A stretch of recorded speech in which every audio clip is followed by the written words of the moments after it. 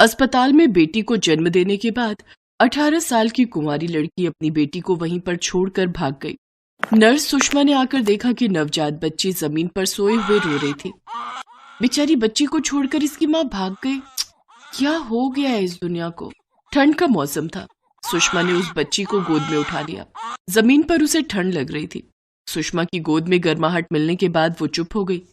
सुषमा को मातृत्व का एहसास हुआ। सुषमा अभी तक मां नहीं बनी थी। उसकी शादी को कई साल हो चुके थे, इसीलिए उसने इस बच्ची को गोद लेने के बारे में सोचा। उसका पति सुरेश भी मान गया और दोनों ने कागजी औपचारिकता पूरी की और फिर सुषमा उस बच्ची को लेकर घर चली गई। अरे मेरी बच्ची, मेरी अच्छी बच्ची, दूध पी ले बेटी। सुषमा, भगवान ने हमें दूसरा मौका दिया है, हम अच्छे माँ बाप बनेंगे। हाँ जी, हम इसे अच्छे से पालेंगे, लेकिन इसका नाम क्या होगा? मेरे जहन में एक नाम है, ईशा। वाह ईशा, बड़ा अच्छा नाम है ना ईशा बेटी, मेरी अच्छी बेटी। ईशा को पाकर वो दोनों बहुत खुश थे। उनकी लाइफ कंप्लीट हो गई थी, लेकिन सुरेश का बड़ा भाई रमेश और उसकी पत्नी कुसुम दोनों खुश नहीं थे। अपना खून होता है। कहाँ अस्पताल से इस बच्ची को उठा लाई है सुषमा? तुम्हें अक्ल नहीं है? किसी को भी बेटी बना लोगी क्या? असल में उन दोनों को डर था, क्योंकि रमेश और कुसुम की एक 5 साल की बेटी थी रानी।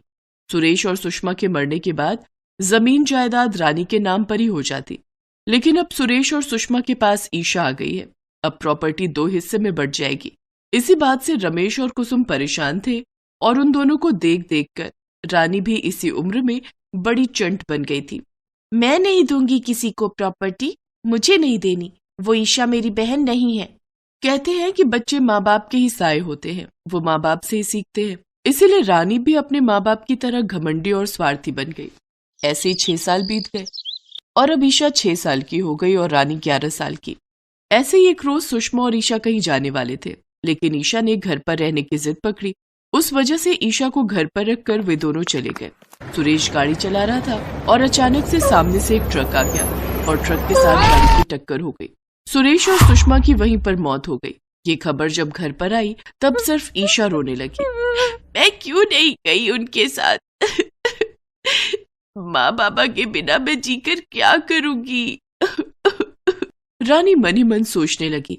हाँ तो तू भी मर जा, हमारा रास्ता क्लियर हो जाएगा। रमेश और कुसुम भी यही सोच रहे थे। दोनों आपस में बात करने लगे।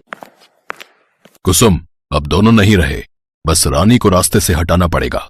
हाँ हो जाएगा, आप चिंता मत कीजिए। तभी पुलिस सुरेश और सुषमा की डेड बॉडी का पोस्टमार्टम होने के बाद घर ले आई। नन्ही ईशा अपने माँ बाप की लाश से लिपटकर खूब रोने लगी, लेकिन तभी कुसुम ने उसे पीछे धकेलते हुए कहा, हट परे, तेरे ही बुरे कर्मों के कारण आज ये हुआ है।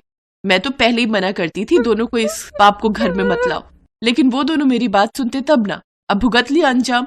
दरवाजे पर खड़ा इंस्पेक्टर अर्जुन उनकी ये सब बातें सुन रहा था। ईशा के प्रति उन लोगों का ये व्यवहार देखकर अर्जुन को कुछ ठीक नहीं लगा, इसलिए उन दोनों का अंतिम संस्कार होने के बाद अर्जुन ने रमेश से कहा, देखिए, ईशा के माता पिता की मौत के बाद उसके ताया ताई होने के नाते उसे पालने की जिम्मेदारी आप लोगों की है। मैं आशा करता हूँ कि आप दोनों ये जिम्मेदारी अच्छे से निभाएंगे। ये बोलकर पुलिस चली गई। रमेश और कुसुम सोच में पड़ गए।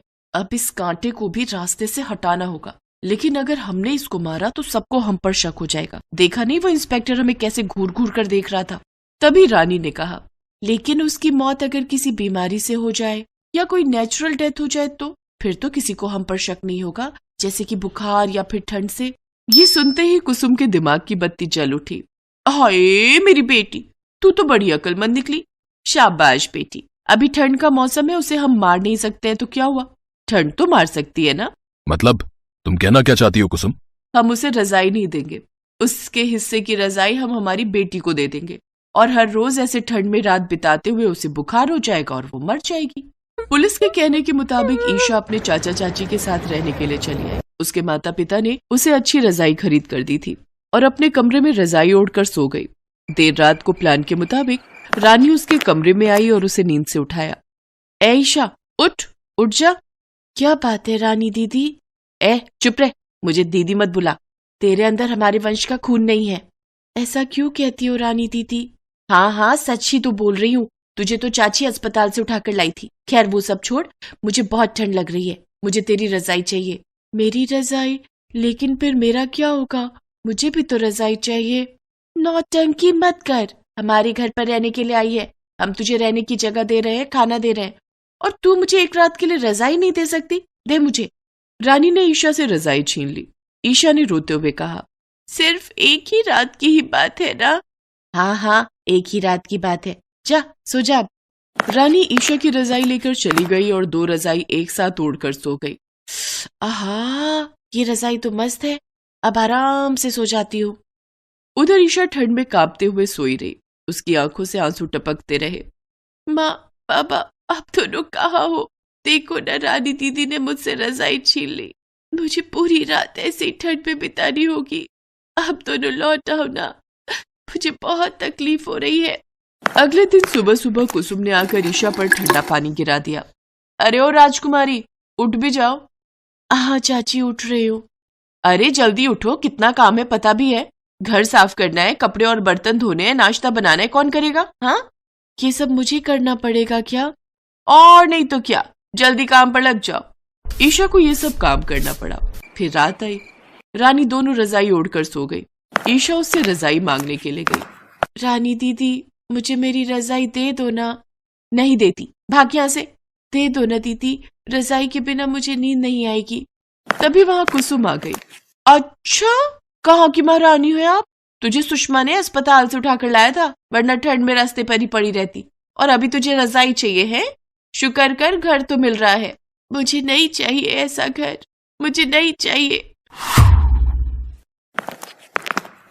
कुसुम ने ईशा को ठंड में रात को घर से निकाल दिया। पूरी रात ईशा बाहर ठंड में पड़ी रही और उसे बुखार आ गया। सुबह एक भिखारी घर के बाहर आया और भीख मांगने लगा, लेकिन कुसुम ने उसे भीख नहीं दी। भिखारी ने देखा बेचारी ईशा घर के बाहर ठंड में बिना रजाई के पड़ी हुई है और थोड़ी देर बाद कुसुम उसी से काम करवा रही है। तब वो भिखारी कुसुम के सामने आ गया। बहुत हो गया, अब चलो थाने। मतलब? और तू कौन है बे? तभी उस भिखारी ने अपनी दाढ़ी मूछ हटाई और फटे हुए कपड़े खोलकर पुलिस के कपड़ों में सामने आया। पुलिस इंस्पेक्टर अर्जुन को देखकर कुसुम, रमेश और रानी तीनों डर गए। पुलिस ने तीनों को गिरफ्तार कर लिया।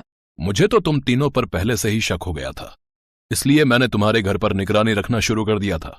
फिर रमेश और कुसुम को जेल में भेज दिया और रानी को हॉस्टल में। उधर अस्पताल में ईशा का ट्रीटमेंट हुआ और वो पूरी तरह ठीक हो गई।